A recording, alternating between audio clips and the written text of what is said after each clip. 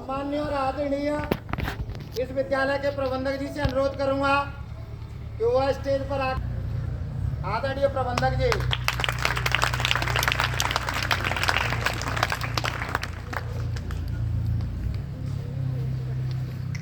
की भारत माता की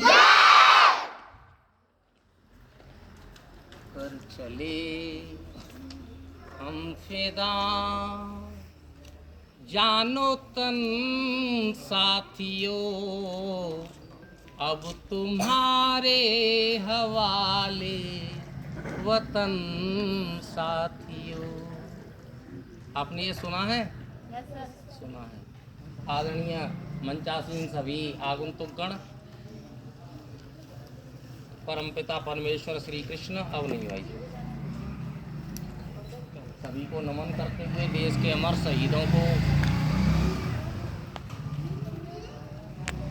पूरी आत्मीयता के साथ प्रणाम करते हुए आज हम लोग स्वतंत्रता दिवस मना रहे हैं। क्या मना रहे हैं? ये ऑफिस में जरा आवाज़ हो रही है, उनसे प्लीज कह दें तक लगातार ऐसे ही धूप में बात करेंगे। कोई परेशानी?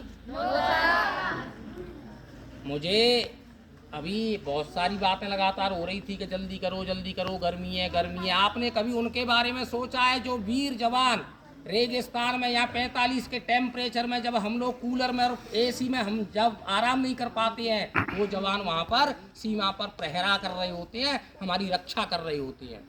आपने कभी सोचा है कि जिन सर्दियों में हम रजाई 5 किलो की ओढ़ करके घर में कैद होकर के, बंद होकर के हम जब रहते हैं, तो वो ग्लेशियर में, ऐसे ग्लेशियर में जब -100 तक टेम्परेचर हो जाता है और अगर उंगली वहाँ बर्फ से लग जाए तो काटनी ही पड़ेगी। ऐसी स्थिति में वो लोग वहाँ पर हमारी देश की रक्षा कर रहे होते हैं और हम लोग 5 मिनट 10 मिनट इस कार्यक्रम के लिए यहाँ पर एकत्रित हुए। तो होता क्या है? गर्मी पड़ रही है, सर्दी पड़ रही है, जल्दी करो। क्या जल्दी करें भाई? फिर हिल रहे हैं ये रूमाल, किसी का हिलेगा नहीं। तू तो फौजी की लड़की है, तेरे में इतनी नहीं सहन शक्ति है कि 5 मिनट इस पसीना को निकलने दे। मैं आप लोगों से कुछ बातें करना चाहता हूँ। ये जो हम कार्यक्रम मना रहे हैं यहाँ पर, ये स्वतंत्रता दिवस मना रहे हैं, ये मिठाई जो हम खा रहे हैं, वास्तव में मैं आपको कहना चाहता हूँ हम स्वतंत्रता से ज़्यादा गुलाम हो गए हैं। हमें स्वतंत्रता तो मिली, हमें ब्रिटिश सरकार से स्वतंत्रता मिली, लेकिन हम गुलाम हो गए गंदी आदतों के। हम गुलाम हो गए हैं आज मोबाइल के। अगर माता पिता आप लोगों को पानी मांग रहे हो आप लोगों से, और आप लोग मोबाइल पर रील देख रहे हो या फेसबुक पर कुछ देख रहे हो, तो आप लोग अपने माता पिता के लिए एक गिलास पानी नहीं ला सकते। आप लोग गुलाम ज्यादा हो रहे हो स्वतंत्रता से। ये कब तक चिल्लाते रहोगे? हम स्वतंत्र हो गए, हम आजाद हो गए, हम आजाद हो गए। आजाद तो हो गए, लेकिन आप ये तो समझिए कि आप गुलाम कितने हो गए। आप गुलाम हो गए पाश्चात्यीकरण की। पाश्चात्यीकरण की जो नग्नता मोबाइल और उस पर दिखाई जा रही है, उसको आप अच्छे से सीख भी रहे हो और देख भी रहे हो। हम गुलाम हो गए हैं उस आधुनिकता के, उस जीवन के। हमारे बड़े बूढ़े यहाँ पर बैठे हैं, वो लोग पेड़ की छाया में बैठ करके अपना समय व्यतीत करते थे इसी गर्मी में, लेकिन आज एक दिन अगर बिजली ना आए तो हम लोग एक दिन की गर्मी सहन नहीं कर सकते। इसलिए हम आज़ाद नहीं हुए, हम गुलाम हो गए हैं। हम गुलाम हो गए हैं। हम पूजा पाठ नहीं करेंगे, हम तिलक धारण नहीं करेंगे, हम शिखा नहीं रखेंगे, हम अपने ईश्वर की वंदना नहीं करेंगे, हम अपने माता पिता की सेवा नहीं करेंगे, और हम अगर देश और समाज के लिए कोई काम आ जाए तो मरने वाला कोई और चाहिए, हम नहीं जाएंगे, बात नहीं करेंगे। तो हम नम हो चुके हैं। हम आज़ादी से कहीं ज़्यादा गुलाम हैं। और ये गुलामी यदि आपने नहीं छोड़ी, कान खोल करके सुन लीजिए, यदि ये गुलामी नहीं छोड़ी आपने, हमारा भारत रोज कमजोर होता जा रहा है। और कमजोर क्यों हो रहा है? क्योंकि पहले तो अंग्रेजों ने आकर के यहाँ शासन किया, लेकिन अब तो गूगल और नेटवर्क के माध्यम से मोबाइल पे वो चीजें परोसी जा रही हैं जिससे हमारा भारत देख देख करके और सुन करके कमजोर हो जाए। इसलिए आवश्यकता है आज उस गुलामी से छूटने की। आज आवश्यकता है मोबाइल के जो हम दास हो गए हैं उससे छूटने की। आज आवश्यकता है जो गंदी आदतें हमने अपना ली हैं उनसे छुटकारा पाने की। संकल्प लेना चाहिए। ये स्वतंत्रता दिवस नहीं, ये संकल्प दिवस है।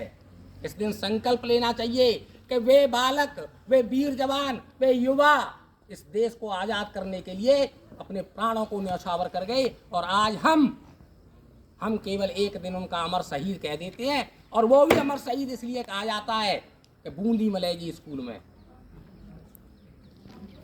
अगर बूंदी ना मिले तो बच्चों को बिठाए रखा 1 घंटे और बूंदी तक नहीं मिली। लेकिन ये बूंदी का दिवस नहीं है, ये कोई इसका दिवस नहीं है कि हम यहाँ कोई बहुत बड़ा पर्व मना रहे हैं।